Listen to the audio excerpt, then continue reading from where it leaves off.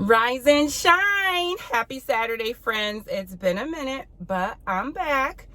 And today I'm going to go walking and we're going to talk about resilience. Stay tuned. Did you notice? I'm drinking Dunkin' Donuts. Let me just start off by saying resilience makes you sweat. Well, how about we start off by making sure we're all on the same page. Resilience is the capacity to recover quickly from difficult situations or the ability to bounce back. How resilient are you? Do you even know that you're resilient? And have you ever thought about it?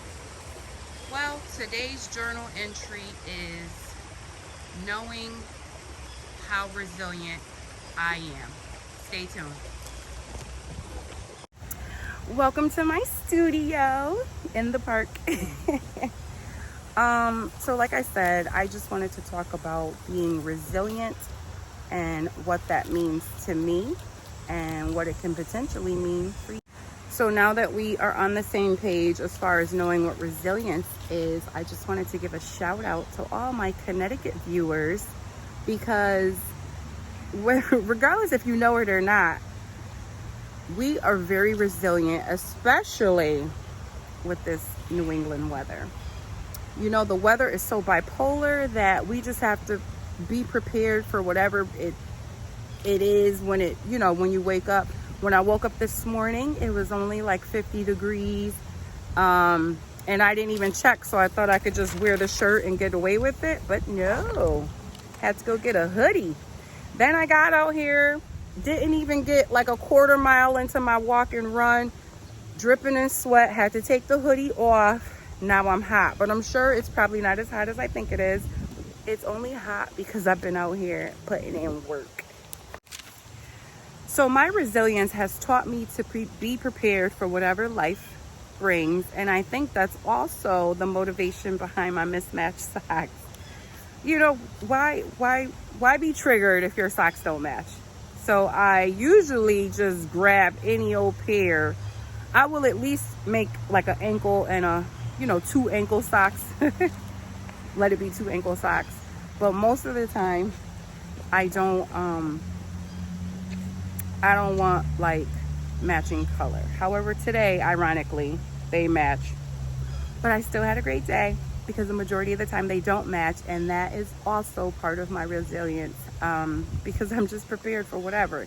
And I'm gonna make it work with whatever it is, mismatched, misaligned, aligned, whatever. So I think we gotta learn how to stop allowing misalignment to stunt our growth, to stunt our journey, to allow us to miss out.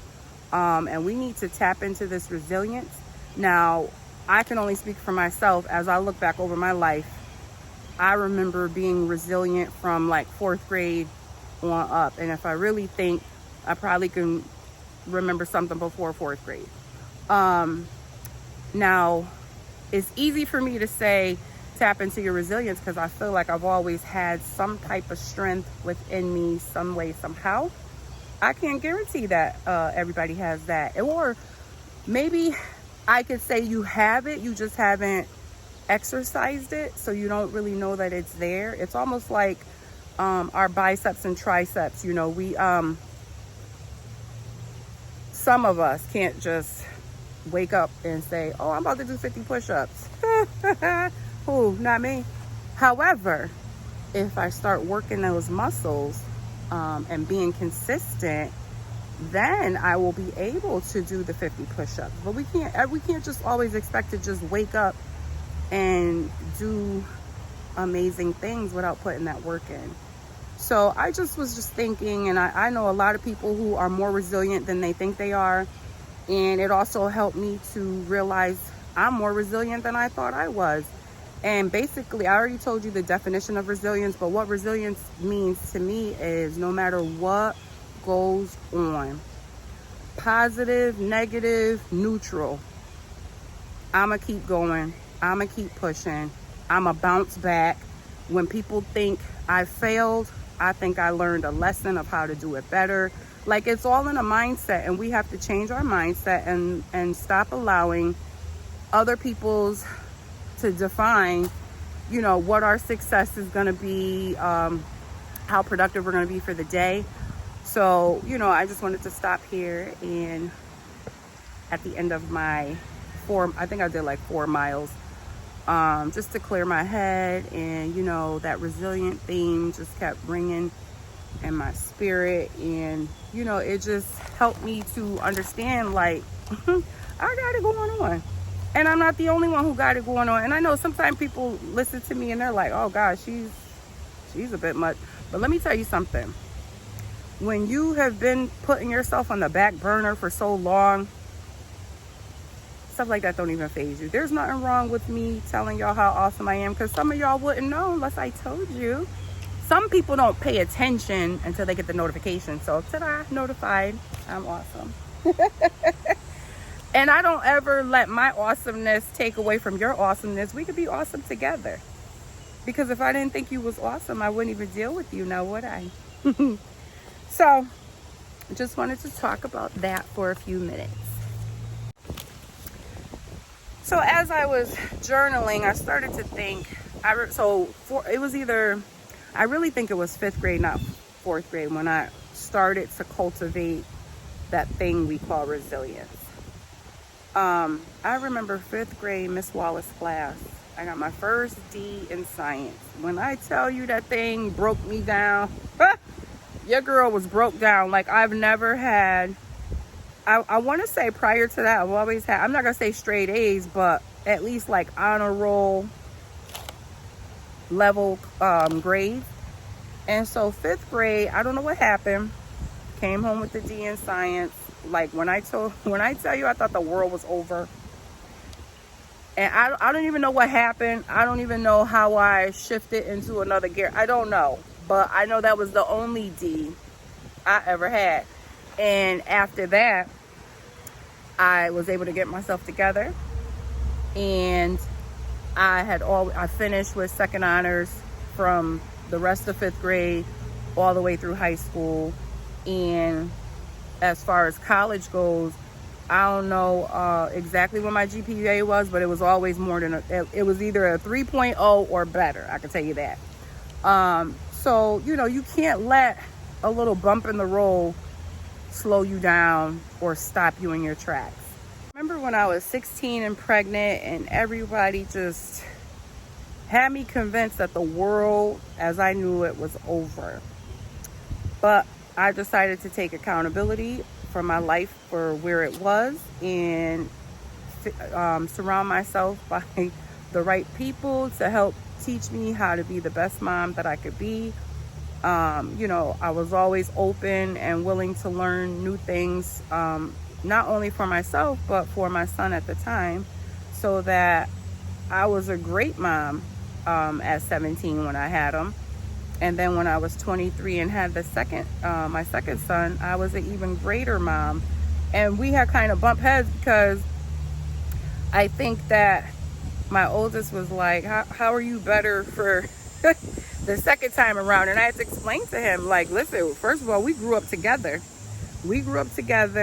And I know better now. So there's no way that I can't move better and make better moves and just move differently. So that has definitely built up my resilience.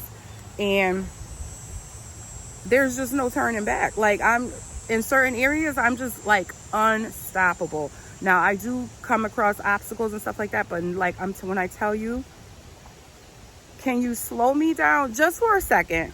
Just for a second, enough time for me to get my mind right. And then once I shift into gear, it is on and popping. But then on a physical note, I remember when I was overweight, out of shape. I think it was 2009. First of all, backstory. In high school, I ran track for I think just freshman year. And I wasn't the fastest or anything like that, but I ran track. We didn't even have a girls team, so I really can't even tell you how I sized up, because we had to run with the boys. But in my mind, you could not tell me I wasn't hanging in there with Carmelita Jeter, my girl. But so I ran track, and I always liked running. And then it's not that I didn't like running, I just felt like I could no longer run. So in 2009, I had this bright idea to convince my coworkers to let's do a 5K. We didn't train, we didn't stretch, we didn't walk. When I tell you, we just showed up. I think it was like 4 or 5 of us.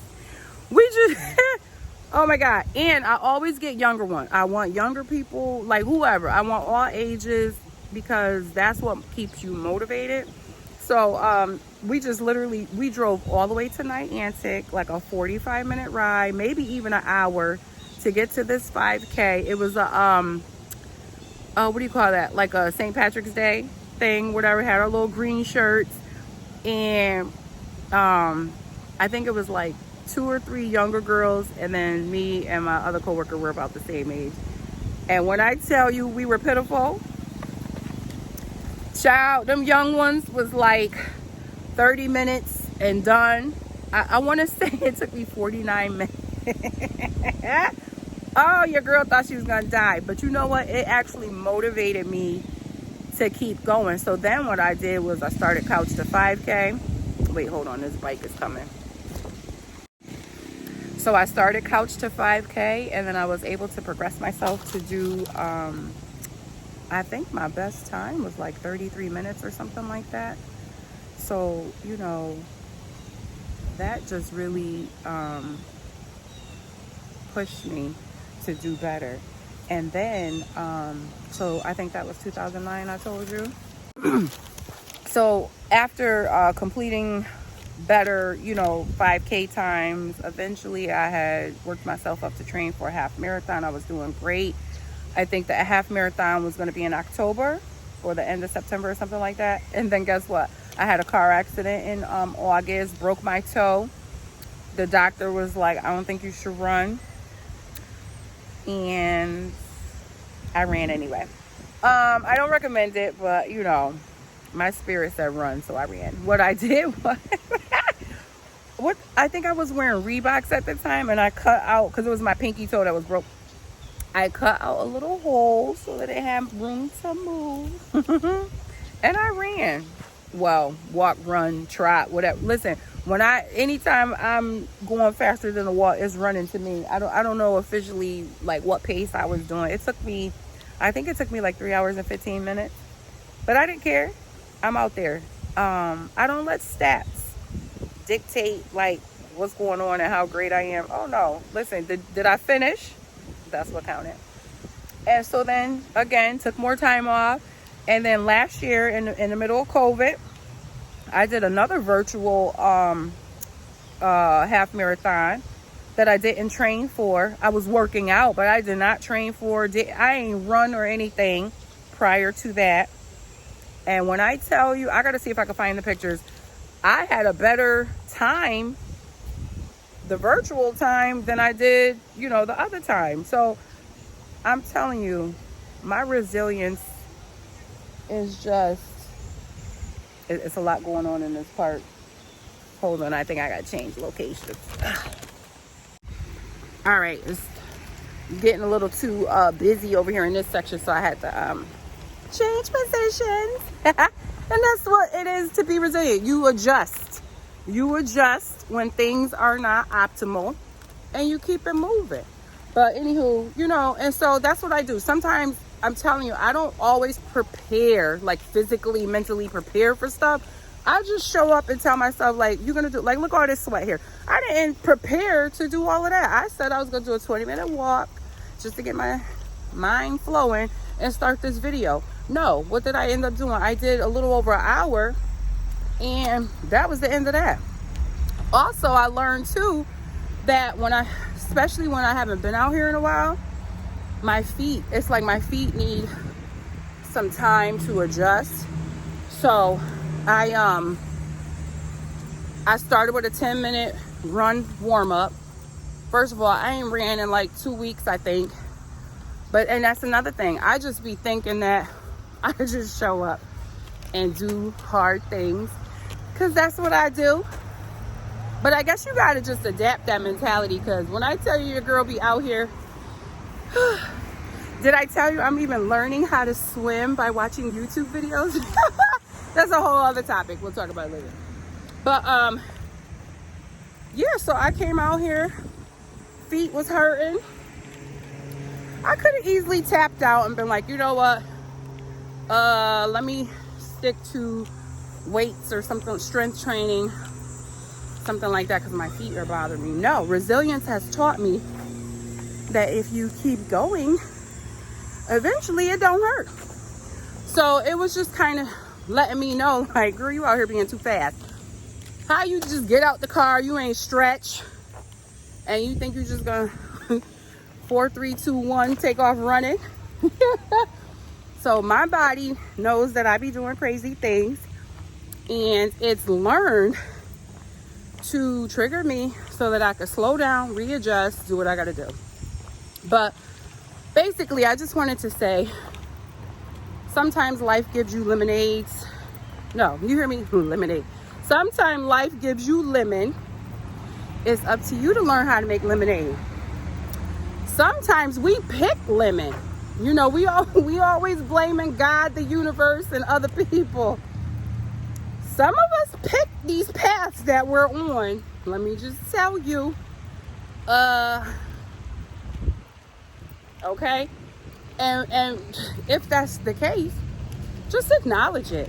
There's nothing wrong with it. Like, you know what? Made a wrong turn. I'm going to do it differently. Take another route.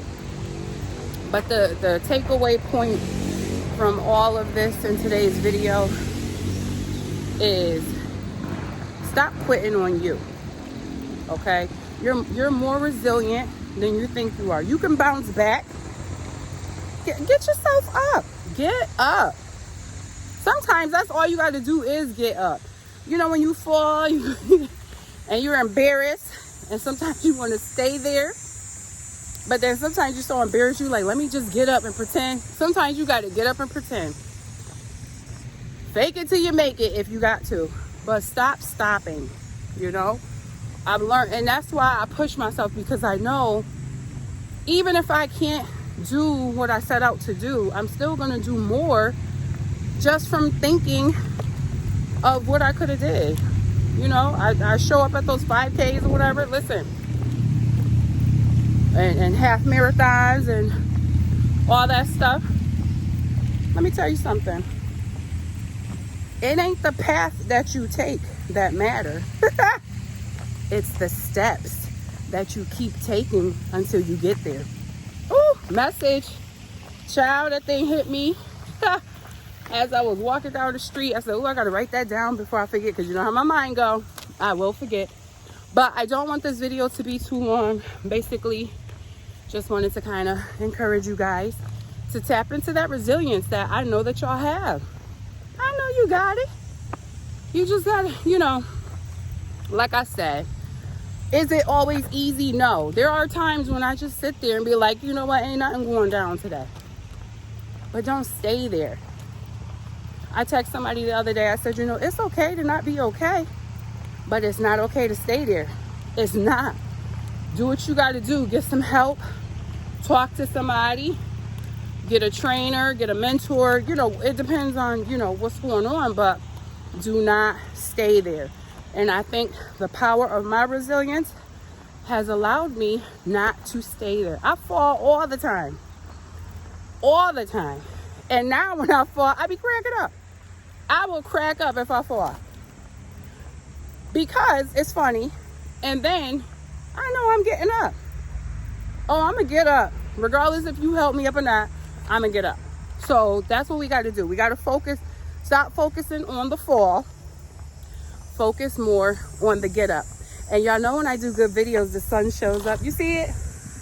It ain't a filter. So that's all I have for you today. I wish you the most amazing, blessed, prosperous weekend. Okay?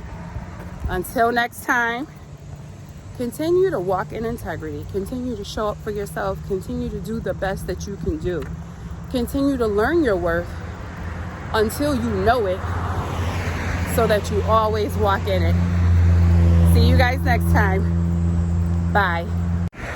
One last thing, forgot to tell you. I am convinced, my resilience has me convinced that greater is always possible, and it will always happen when it is the right time. Take care.